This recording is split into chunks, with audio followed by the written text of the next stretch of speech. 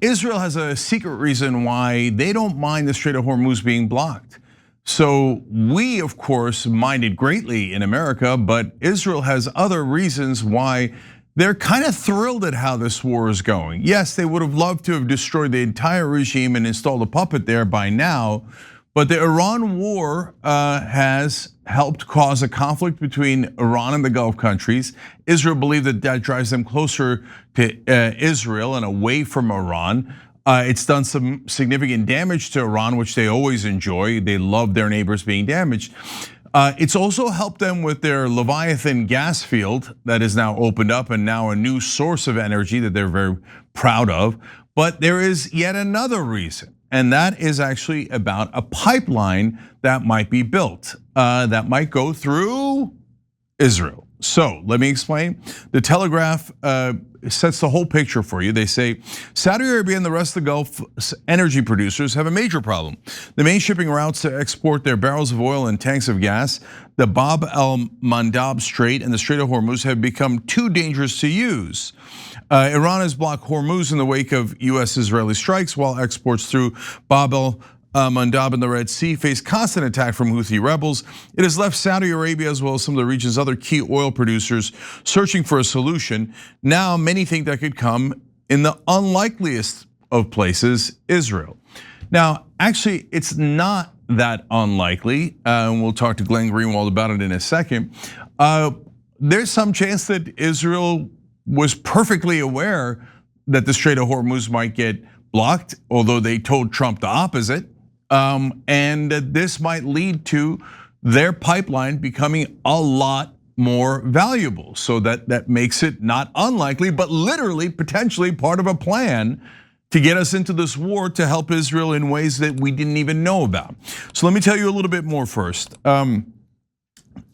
Telegraph explains the scheme would see a pipeline built across the Saudi desert to the Israeli border, where a second pipeline built through Israel in the late 1960s would carry it north to ports on the Mediterranean. If it worked, then it would create a new export route bypassing the Red Sea and Strait of Hormuz.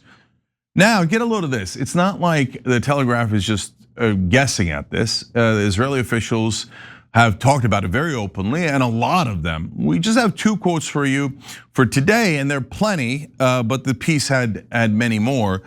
They explain brief details of the scheme have been released by Eli Cohen, Israel's energy minister. Quote, the Gulf countries do not want to be dependent on either Iran or the Houthis in Yemen when it comes to their oil exports, which are the primary source of income. If you create a land route, you bypass both Iran and the Houthis. The best route is through the state of Israel. And here's a map so you see how it looks. So you got the oil coming out of Saudi Arabia and the Gulf, and they need internal pipelines there and a pipeline to take it up to Israel. But voila, the last part of the pipeline goes straight through Israel and then past the Strait of Hormuz, which is not necessary at that point, and into Europe.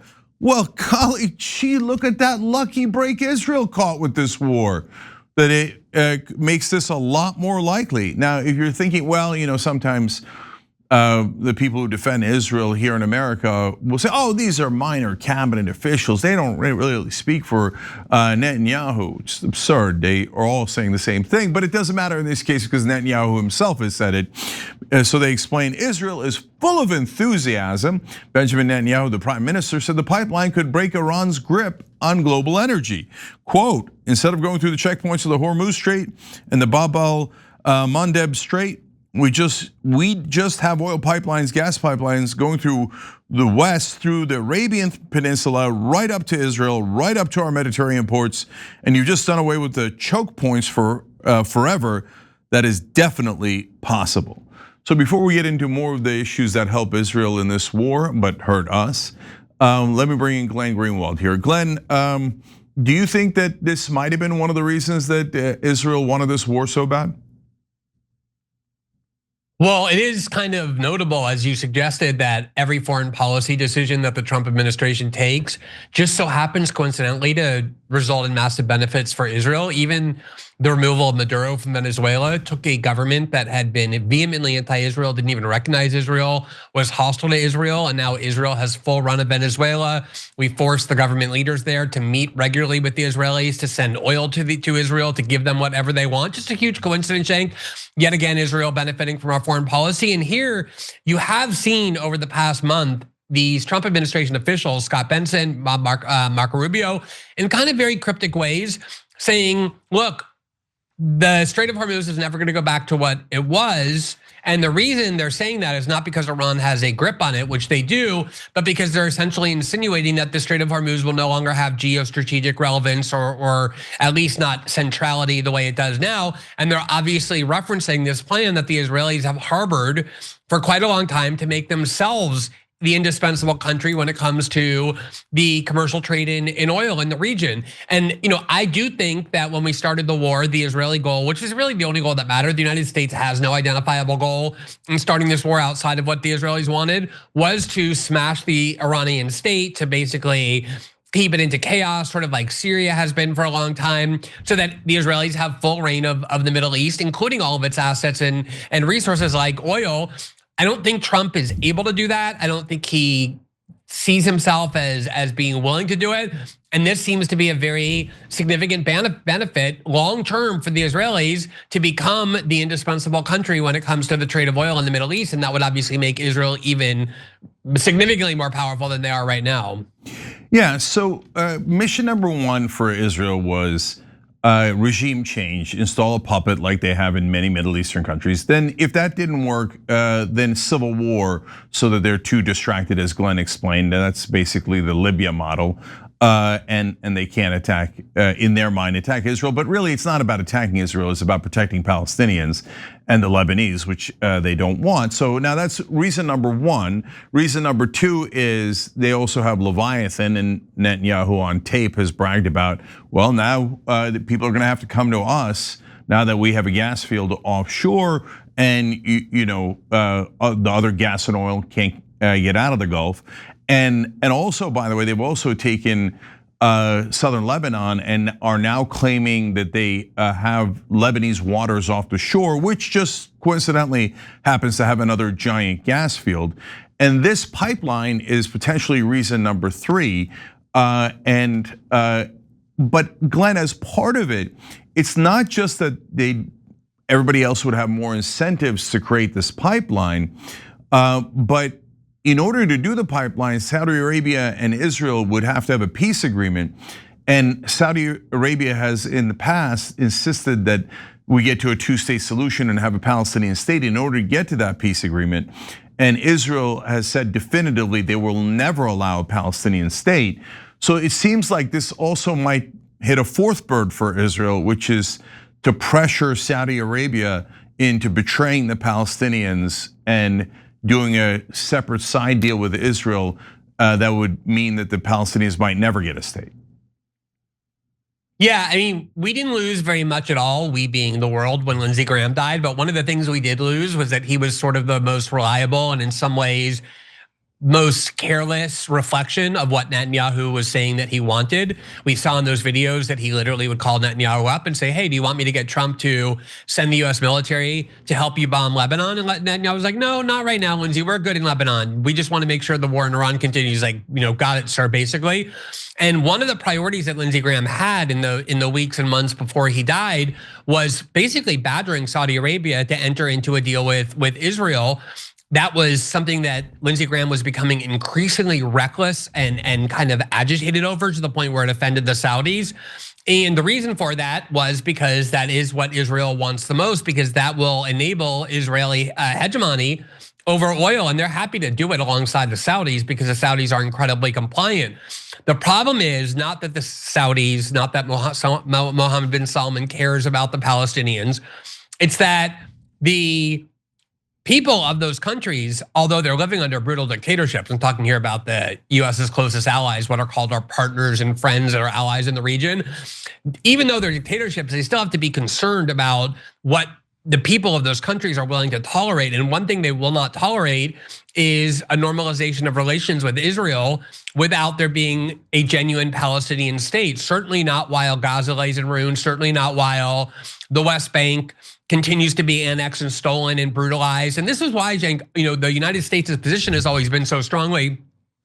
We wanted a two-state solution, not because we cared either, our government, about the Palestinian people, but because we couldn't do business with the Arabs because it was always a blockade that we were forced to defend the Israelis, and the Arab states weren't able to do anything with the Israelis or with us as long as that was the case.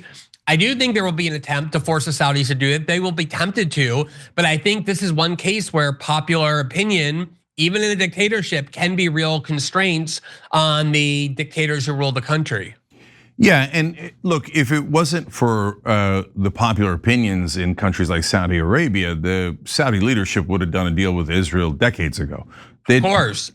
They don't care at all, right? But if they betray the Palestinians this thoroughly, as Glenn pointed out, with Gaza and ruins, etc., they might have a real possibility of an internal revolt within their country. And that's the thing that they're most scared of, even more scared of that than of Israel, if you can believe that. So, and on tape, Netanyahu also bragged in the middle of the war that this is going to make Israel a regional superpower and maybe even a global superpower because of all the extra leverage that they have gained from the war. Now, we, of course, in America have done nothing but lose from this war.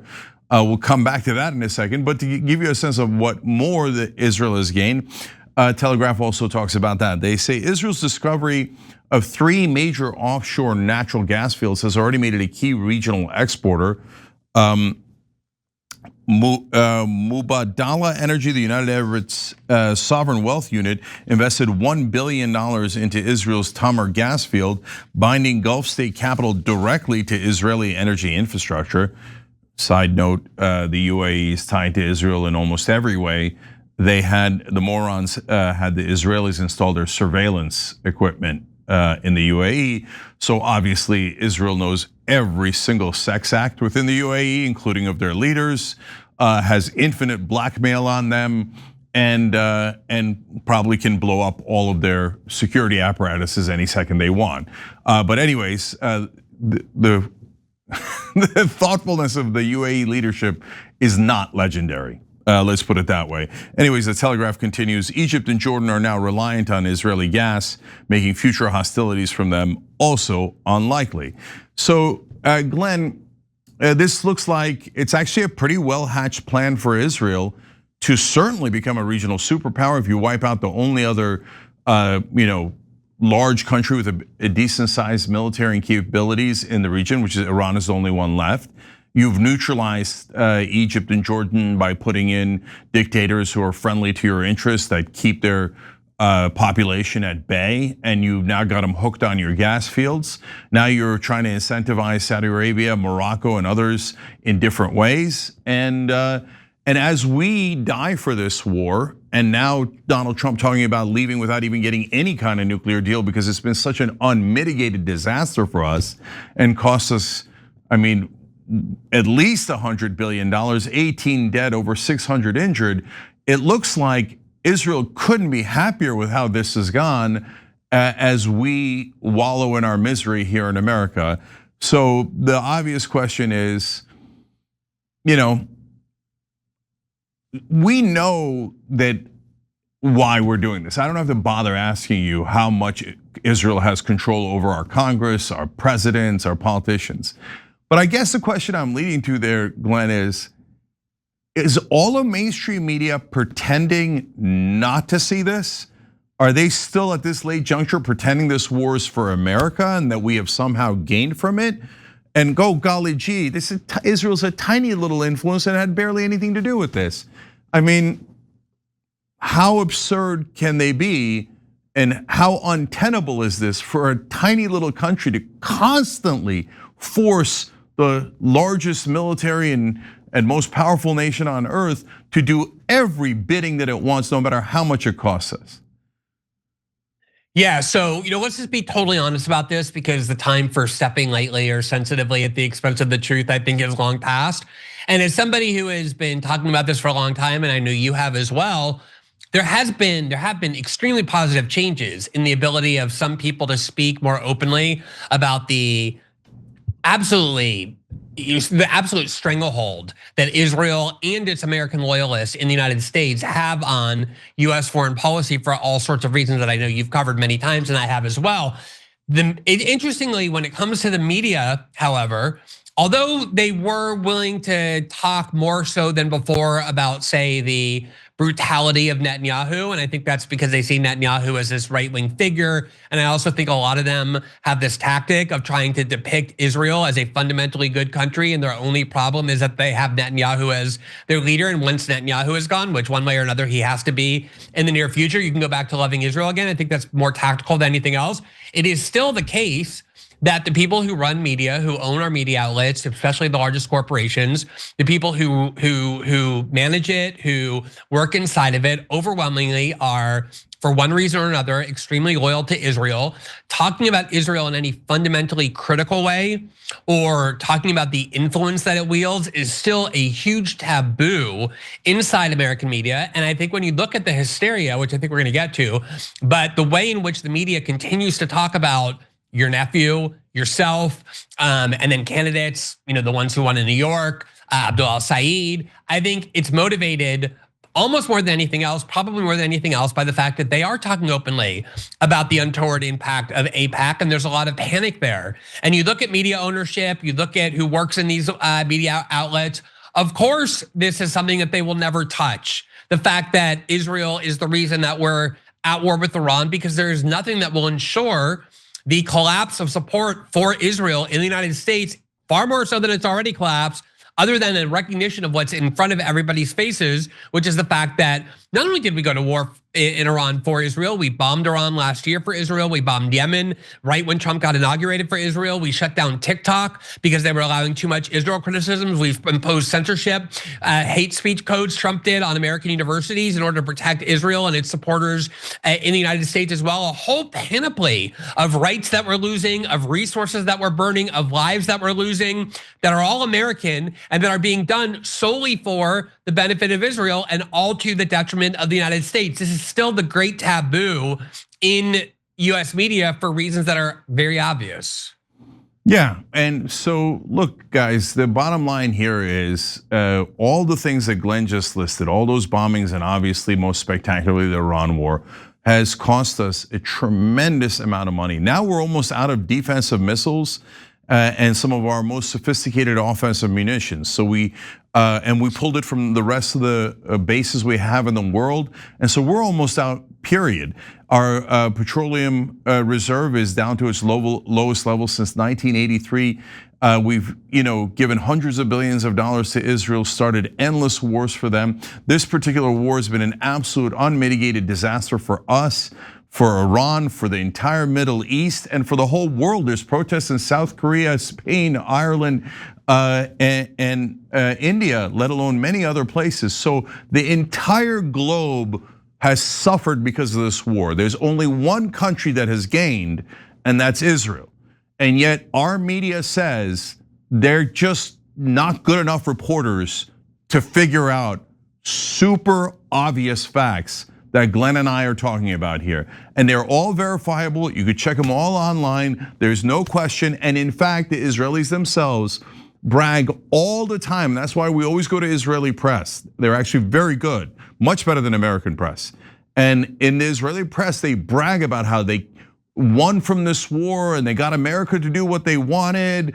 And I read you a story from last week where they're talking about, oh yeah, Israel should get Morocco to do a migration rush into Spain. Oh, look at that, that's exactly what happened.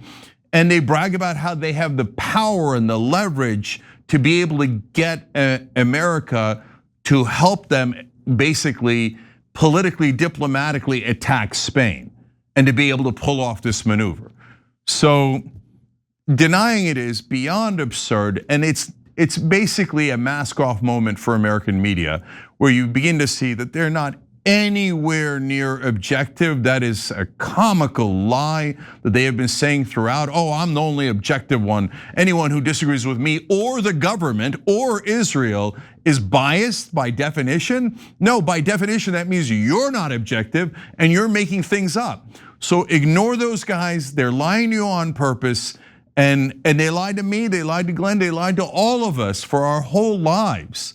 And it's past time to realize that and stand up for American interests. Every time you ring the bell below, an angel gets his wings. Totally not true, but it does keep you updated on our live shows.